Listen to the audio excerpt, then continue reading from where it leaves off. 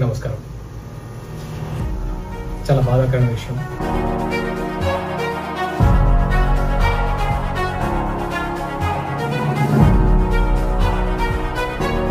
So నేను చేయడమే చాలా బ్యాడ్గా, అంటే మీన్స్ ఇలా ఊహించేసుకోలేదు, ఇలా క్యారెక్టర్ కాదు, ఏడ్ చేశారు.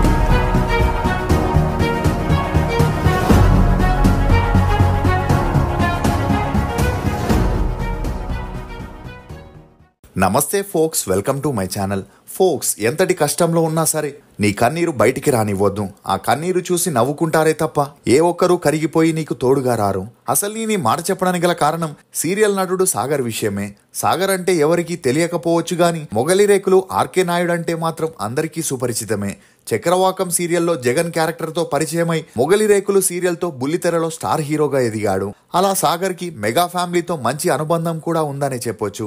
ఇండస్ట్రీలో ఎలాంటి చుట్టాలు స్నేహితులు లేని సాగర్కి మెగా ఫ్యామిలీతో అనుబంధం ఎలా ఏర్పడింది అని తాజాగా యాంకర్ తనని ఒక ఇంటర్వ్యూలో అడగగా అందుకు సాగర్ తను యాక్ట్ చేసిన మొగలి రేకులు సీరియల్ని చిరంజీవి గారింట్లో సురేఖ గారు తల్లి అంజనాదేవి గారు మిస్ అవ్వకుండా రోజు చూసేవారని, అంజనాదేవి గారికి తన పాత్ర బాగా నచ్చడంతో పాటు ఆమె తండ్రిని అందరూ ఆర్కే నాయుడు అని పిలిచేవారని, తను ఆమెకి నచ్చడానికి అది కూడా ఒక కారణమని చెప్పుకొచ్చాడు.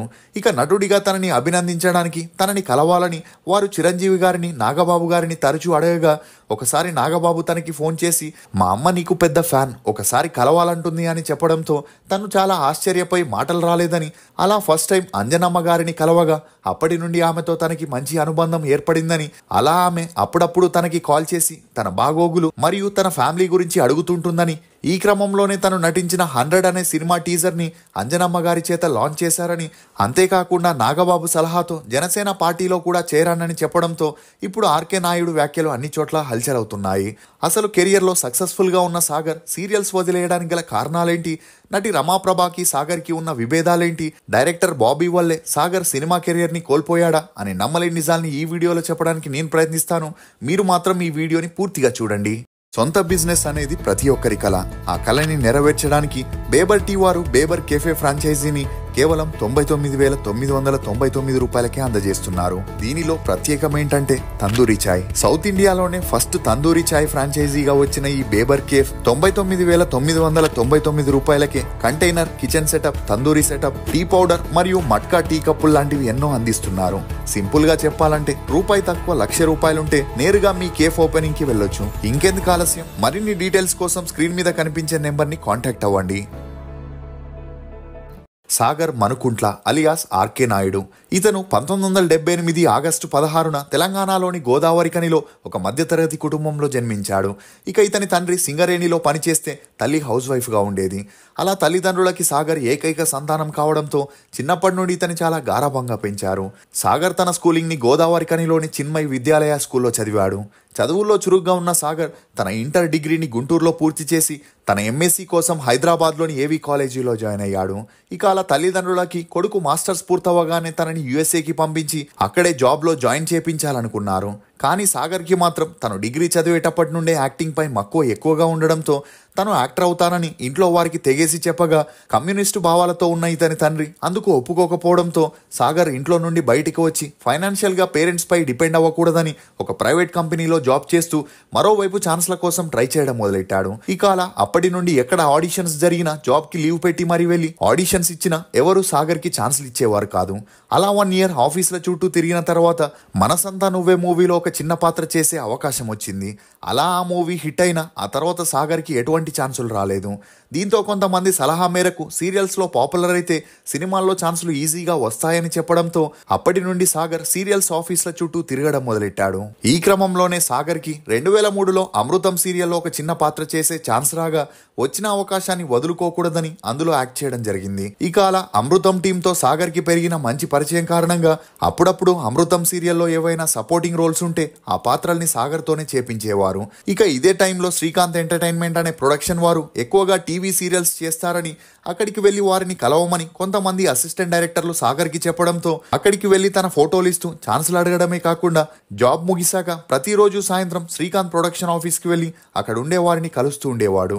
ఇక అదే సమయంలో ఇంద్రనీల్తో సాగర్కి మంచి పరిచయం ఏర్పడి కొద్ది రోజుల్లోనే వీరు మంచి స్నేహితులుగా మారారు.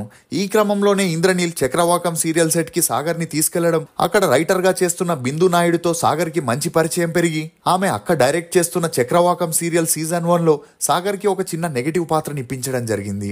ఇక ఇతని పాత్ర కొన్ని ఎపిసోడ్ల తర్వాత ఇంద్రనీల్ చేతిలో చనిపోవడంతో అక్కడికే సాగర్ పాత్రకి ఫుల్ స్టాప్ పడింది.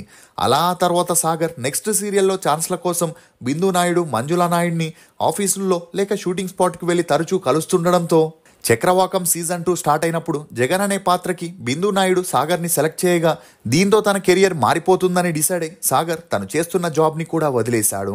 ఇక అలా వీరి మధ్య ఉన్న స్నేహం కారణంగా అతని క్యారెక్టర్కి ఇంపార్టెన్స్ ఇస్తూ రాయడంతో సాగర్కి 2 తెలుగు రాష్ట్రాల్లో మంచి గుర్తింపు వచ్చింది. అంతేకాకుండా ఆ సీరియల్ ఎండ్ అయ్యేసరికి సపోర్టింగ్ రోల్ చేస్తున్న సాగర్ పాత్రని మెయిన్ హీరోగా మార్చి 2008లో ఆ సీరియల్ని ఎండ్ చేశారు. ఇక జెమినీ టీవీలో ప్రైమ్ టైంని వదులుకోకూడదని డిసైడ్ అయిన మంజులా నాయుడు 2008లోనే మొగలి రేకులు సీరియల్ని స్టార్ట్ చేసి బిందు నాయుడు రికమెండేషన్తో సాగర్ని హీరోగా ఫిక్స్ చేశారు. ఇక ఈ సీరియల్లో సాగర్ పోషించిన ఆర్కే నాయుడు పాత్రకి లేడీస్లో మంచి ఫ్యాన్ ఫాలోయింగ్ పెరిగి ఆ సీరియల్కి కూడా మంచి ఆదరణ లభించింది. ఇదిలా ఉంటే మొగలి రేకులు సీరియల్ని చిరంజీవి గారి సతీమణి సురేఖ గారు, తల్లి అంజనాదేవి గారు కూడా మిస్ అవ్వకుండా చూస్తూ అతనికి ఫ్యాన్స్గా మారారు. ఇక అప్పుడప్పుడు సాగర్ని అంజనాదేవి గారు ఇంటికి భోజనానికి పిలుస్తూ తనని సొంత ఇంటి మనిషిలాగా చూసుకోవడంతో సాగర్కి మెగా ఫ్యామిలీకి మంచి బాండింగ్ ఏర్పడింది. ఇక రోజు రోజుకి సాగర్కి జనాల్లో పెరిగిన క్రేజ్ని చూసిన దిల్ రాజు మిస్టర్ పర్ఫెక్ట్ మూవీలో ఒక క్యారెక్టర్ని ఇవ్వాలని అప్రోచ్ అవ్వగా తను సినిమాలు చేస్తే హీరోగానే చేయాలనుకున్న సాగర్ అతని ఆఫర్ని రిజెక్ట్ చేశాడు. కానీ ఆ మూవీ డైరెక్టర్ దశరథ్ మాత్రం సాగరే ఆ పాత్రని చేస్తే బాగుంటుందని పట్టుబట్టడంతో అసిస్టెంట్ రైటర్గా పనిచేస్తున్న బాబీ కొల్లి దశరథ్ మరియు దిల్ రాజు ముందు క్రెడిట్స్ని కొట్టేయాలని సాగర్ని కలిసి నీ పాత్రకి మంచి గుర్తింపు వస్తుందని, ప్రభాస్ కంటే నీ పాత్రకే ఎక్కువగా స్కోప్ ఉందని చెప్పడంతో సాగర్ బాబీ మాటలు నమ్మి ఆ పాత్ర చేయడానికి ఒప్పుకున్నాడు. ఇక అలా మిస్టర్ పర్ఫెక్ట్ మూవీ రిలీజ్ అవ్వగా అందులో సాగర్ చేసిన పాత్ర జనాలకి నచ్చకపోగా ఇలాంటి పాత్ర చేయాల్సిన అవసరం ఏముంది అని సాగర్ ఫ్యాన్స్ అందరూ చాలా హర్ట్ అయ్యారు. దీంతో ఒక ఇంటర్వ్యూలో మాట్లాడిన సాగర్ నా యాక్టింగ్ కెరియర్ అటు ఇటు కాకుండా పోవడానికి డైరెక్టర్ బాబీయే కారణమని, అప్పుడు అతని మాట వినకుండా ఉండుంటే బాగుండు అని బాధపడుతూ చెప్పడంతో సాగర్ వ్యాఖ్యలు అప్పట్లో హల్చల్ అయ్యాయి. అయినా కూడా మొగలి రేకులు సీరియల్ ఆ మూవీలో అయిన డ్యామేజ్ని రికవరీ చేస్తూ ఉండేది. ఈ క్రమంలోనే చాలా మూవీస్ నుండి సపోర్టింగ్ రోల్స్ చేయడం కోసం సాగర్ని అప్రోచ్ అవ్వగా తనని అంతలా అభిమానించే అభిమానుల్ని చిన్న చితిక పాత్రలు చేసి హర్ట్ చేయడం ఇష్టం లేని సాగర్ మొగలి రేకులు సీరియల్ వదిలి రాలేరని ఆ ఆఫర్స్ని రిజెక్ట్ చేస్తూ ఉండేవాడు. కానీ ఎప్పటికైనా సిల్వర్ స్క్రీన్లో హీరో అవ్వాలని పవన్ కళ్యాణ్ని చూసి ఇన్స్పైర్ అయిన సాగర్ 2013లో మొగలి రేకులు సీరియల్కి ఎండ్ కార్డ్ పడడంతో తన సత్తాని బిగ్ స్క్రీన్లో చాటుకోవాలనుకున్నాడు. ఈ క్రమంలోనే సిద్ధార్థ్ అనే మూవీలో హీరోగా ఆఫర్ రావడం, ఆ స్టోరీ అతనికి బాగా నచ్చడంతో ఆ సినిమా చేసి బుల్లితెర ప్రేక్షకులతో పాటు వెండితెర ప్రేక్షకులకి కూడా దగ్గర అవ్వాలనుకున్నాడు. అలా సిద్ధార్థ్ మూవీ షూటింగ్ ని కంప్లీట్ చేసుకొని 2016లో భారీ ఎక్స్పెక్టేషన్స్తో రిలీజ్ చేయగా ఆ మూవీ ఫ్లాప్ అయింది. అయినా కూడా సాగర్కి ఉన్న క్రేజ్తో మ్యాన్ ఆఫ్ ద మ్యాచ్ అనే మరో మూవీలో హీరోగా ఛాన్స్ రాగా ఆ మూవీతోనైనా తన లక్ మారుతుందనుకున్నాడు. అంతేకాకుండా సిల్వర్ స్క్రీన్ పై రాణించాలంటే సీరియల్స్ ని చేయకూడదని డిసైడ్ అవ్వగా man of the match movie 2018లో రిలీజ్ అయి అటొచ్చి ఇటు వెళ్ళిపోవడంతో సాగర్ మానసికంగా కృంగిపోయి డిప్రెషన్లోకి వెళ్ళిపోయాడు.